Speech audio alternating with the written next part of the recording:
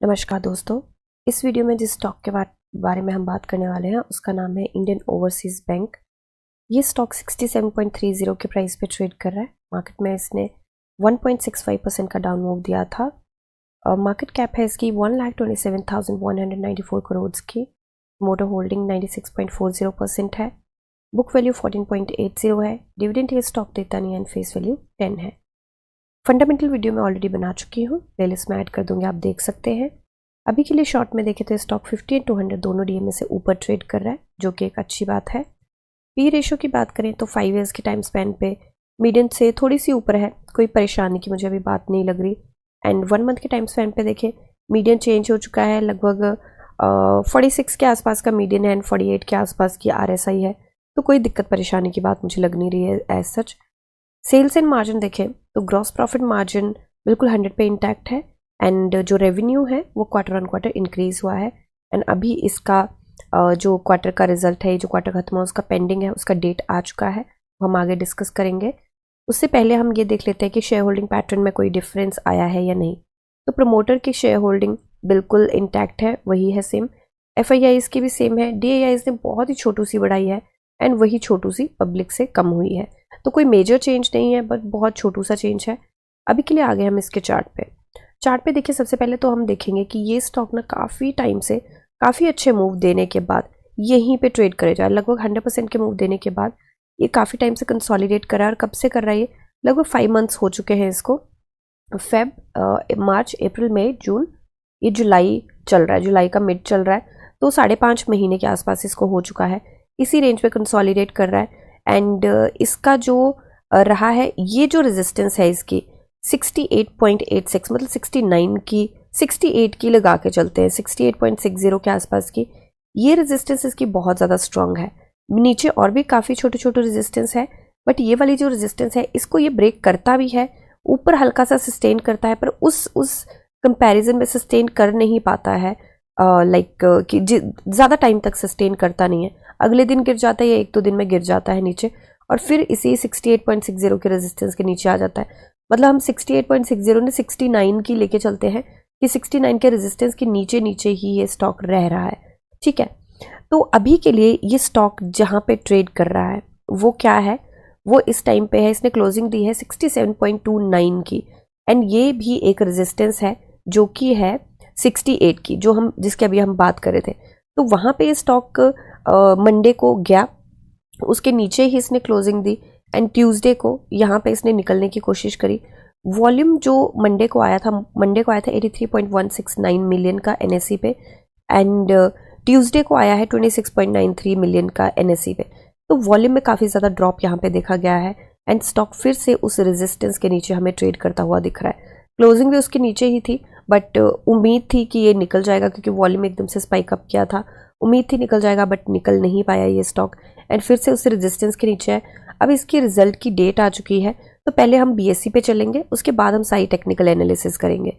तो BSE पे देखिए प्राइस बैंड इसका 20% का है एंड 16th को एक न्यूज़ आई है, वो मैं ओपन करके रखी हुई हूँ ऑलरेडी। तो यहाँ पे बताया कि मंडे 22 जुलाई को इसका जो है वो रिजल्ट आएगा, कंसोलिडेटेड एंड स्टैंड लोन। तो मतलब ये वीक जो है, इस वीक के 2 ट्रेडिंग डेज बचे हैं, which is tomorrow and day after tomorrow, which is over Morrow. तो 2 दिन में मुझे लगता है कि स्टॉक अगर, क्योंकि रिजल्ट भी आना है, यूजुअली स्टॉक रिजल्ट से पहले भागते भी हैं थोड़ा बहुत, तो मुझे लगता है कि स्टॉक ना इसके आसपास ट्रेड करता हुआ हो सकता है, विच इज़ 72। अब यहाँ पे 72 तक ट्रेड करते हुए एक कंडीशन ज़रूर ध्यान में रखनी पड़ेगी कि वॉल्यूम क्या रह रहा है, क्योंकि यूजुअली देखा गया यहाँ पे भी 9 जुलाई को भी वॉल्यूम स्पाइक अप किया था, उसके बाद डाउन चला गया, 3 दिन वॉल्यूम डाउन रहा, फिर स्पाइक अप किया था मंडे को, फिर वॉल्यूम डाउन चला गया। अब डिपेंड बहुत ज़्यादा करता है वॉल्यूम के ऊपर, क्योंकि यहाँ पे सेलर्स एकदम से एक्टिवेट हो गए थे, यहाँ पे बायर्स के हाथ में स्टॉक था, सेलर्स एक्टिवेट हो गए, ऊपर गया था स्टॉक, बट सेलर्स एक्टिवेट हो गए, प्रॉफिट बुकिंग या व्हाटएवर यू कॉल दिस। तो ये वाली रेजिस्टेंस बेसिकली है, यहाँ पे सेलर्स भर भर के बैठे हुए हैं, स्टॉक को यहाँ से निकलने नहीं देंगे, तो वॉल्यूम की बहुत ज़्यादा ज़रूरत रहेगी। एक बार इसकी वीकली कैंडल हम चेक कर लेते हैं, क्योंकि मेरी थोड़ी हेल्थ ठीक नहीं थी यानी हम काफ़ी टाइम के बाद वीडियो बना रहे हैं, तो जैसे कि आपको मेरी आवाज़ से पता चल रहा होगा। तो अभी के लिए अगर हम देखें तो ये बुलिश पैटर्न ज़रूर बना रहा है वीकली चार्ट पे, एंड पहले भी वैसे इसने बुलिश पैटर्न काफ़ी बार बनाया है, बट ये निकल नहीं पाया स्टॉक। तो इस जगह पे सावधानी से चलना हमारे लिए काफ़ी ज़्यादा ज़रूरी रहेगा।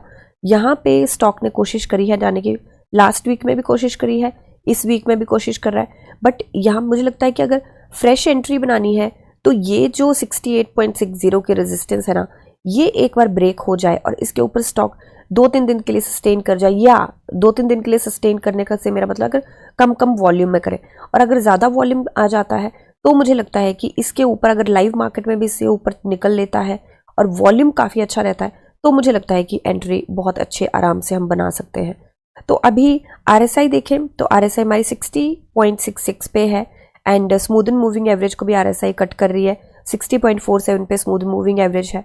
तो मुझे लगता है कि ये टेस्ट काफ़ी बार कर चुका है 60 को, एक बार यहाँ से निकल गया तो हेडरूम काफ़ी ज़्यादा है, वीकली RSI के पास काफ़ी ज़्यादा हेडरूम है एंड काफ़ी अच्छे मूव मिल सकते हैं। बाकी रिजल्ट के ऊपर भी डिपेंड करता है एंड रिजल्ट से ज़्यादा जो मेजरली डिपेंड करता है वो है हमारा मार्केट कंडीशंस की, मार्केट किस तरीके से बिहेव करती है, विच इज़ निफ्टी किस तरीके से बिहेव करती है। एंड ये क्योंकि बैंक है तो बैंक निफ्टी के भी सेंटिमेंट्स बहुत ज़्यादा ज़रूरी है इसके लिए। तो निफ्टी का तो ओवरऑल मार्केट के लिए सेंटिमेंट ज़रूरी होता है, बैंक्स के लिए मेजरली हम बैंक निफ्टी कंसीडर करते हैं ज़्यादा। तो बैंक निफ्टी किस तरीके से बिहेव करती है तो वो हमारे लिए बहुत ज़्यादा कंसर्न का वो रहेगा, उसके ऊपर काफ़ी ध्यान रखना पड़ेगा। अब फ्रेश एंट्री की बात करें तो यहाँ पे ट्रेडिंग व्यू ने तो बाई का ऑप्शन दिया है, मुझे भी लगता है बाई का है क्योंकि रिजल्ट भी आने वाला है, उम्मीद है कि रिजल्ट अच्छा आएगा। बाकी बैलेंस शीट में कैसे क्या तोड़ मरोड़ की जाती है वो एक अलग बात है। तो अभी के लिए तो मुझे लगता है कि we are hoping for a good result. एक बार इसका पैटर्न भी हम देख लेते हैं कि इसका कोई पैटर्न तो नहीं बनता है कि किस तरीके का रिजल्ट देता है ये।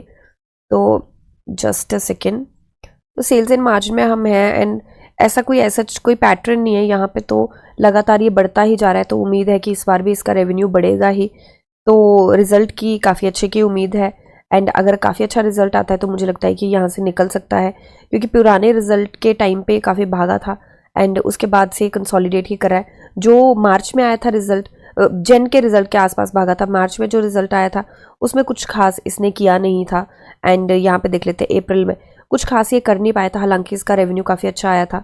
बट अभी के लिए उम्मीद है कि काफ़ी टाइम हो गया इसको, लगभग 5.5-6 महीने के आसपास इसको हो चुका है, तो उम्मीद है कि अब यहाँ से ये ब्रेकआउट दे सकता है हमें।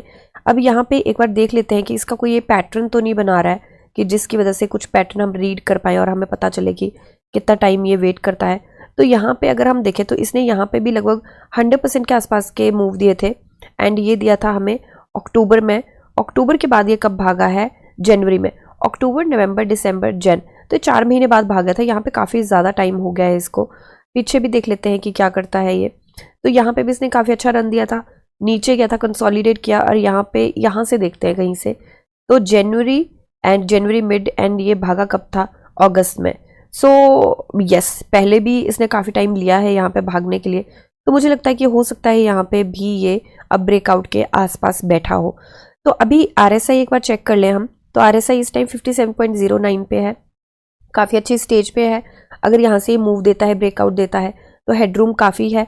बट एक चीज़ ध्यान में देने वाली है यहाँ पे कि RSI हमारी जब भी ये 40 की रेंज से 60 की रेंज में जाती है तो काफ़ी इसको हिकअप आते हैं एंड अभी भी इसको हिकअप तो इसको देखने को मिला है, बार बार ही मिल रहा है। तो जैसे ही ये रेंज शिफ्ट करके यहाँ पे होल्ड बना के हॉल्ट लेके ऊपर चली जाएगी तो मुझे लगता है तभी वो ही ब्रेकआउट वाला टाइम होगा, जैसे कि यहाँ पे हमें देखने को मिला है।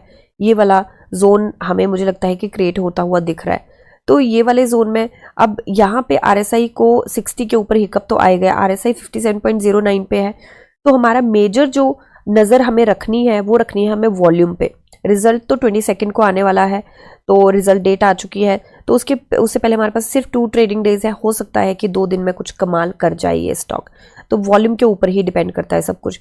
और टारगेट लेके चलें तो रिजल्ट के बाद के ही मुझे लगता है कि मेन हम टारगेट लेके चल पाएंगे। अभी के लिए मुझे लगता है कि 2 दिन के सिर्फ मैं टारगेट लेके चल रही हूँ, जो मुझे रिजल्ट एंड वॉल्यूम मुझे लगता है स्पाइक अप हो सकता है। RSI जिस तरीके से है, थोड़ी सी उम्मीद मुझे लग रही है। वैसे ये कुछ ज़्यादा कॉन्फिडेंस के साथ में लेके नहीं चल रही हूँ टारगेट, मैं पहले ही बता रही हूँ कि ज़्यादा कॉन्फिडेंस के साथ में नहीं लेके चल रही हूँ टारगेट। बट फिर भी मुझे लगता है कि हो सकता है कि अगर वॉल्यूम आ जाता है, तो कंडीशन तो हर एक स्टॉक में वॉल्यूम की रहती ही रहती है, तो अगर वॉल्यूम आ जाता है तो मुझे लगता है कि 2 दिन हम इसके आसपास ट्रेड करते हुए देखें और 7% के मूव की उम्मीद में लेके चली हूँ यहाँ पे, एंड टारगेट लेके चले हम 72 का, तो मुझे लगता है 2 दिन में हो सकता है इसके आसपास ट्रेड करता हुआ दिखे। हो सकता है इसके ऊपर भी निकल जाए बट सस्टेन ना कर पाए, क्योंकि ये रेजिस्टेंस भी काफ़ी स्ट्रांग है। पहले तो ये वाली रेजिस्टेंस ब्रेक करेगा तब तो इसको फेस करेगा, बट मुझे उम्मीद है कि यहाँ के आसपास हो सकता है हम स्टॉक को ट्रेड करता हुआ देखें। सस्टेन की कोई ये नहीं मैं बोल सकती कि सस्टेन करेगा नहीं करेगा, बट मुझे लगता है कि वॉल्यूम स्पाइक अप कर सकता है। ठीक है, रेस्ट ये सिर्फ मेरी एनालिसिस है, कोई बाय सेल होल्ड की रिकमेंडेशन बिल्कुल भी नहीं है।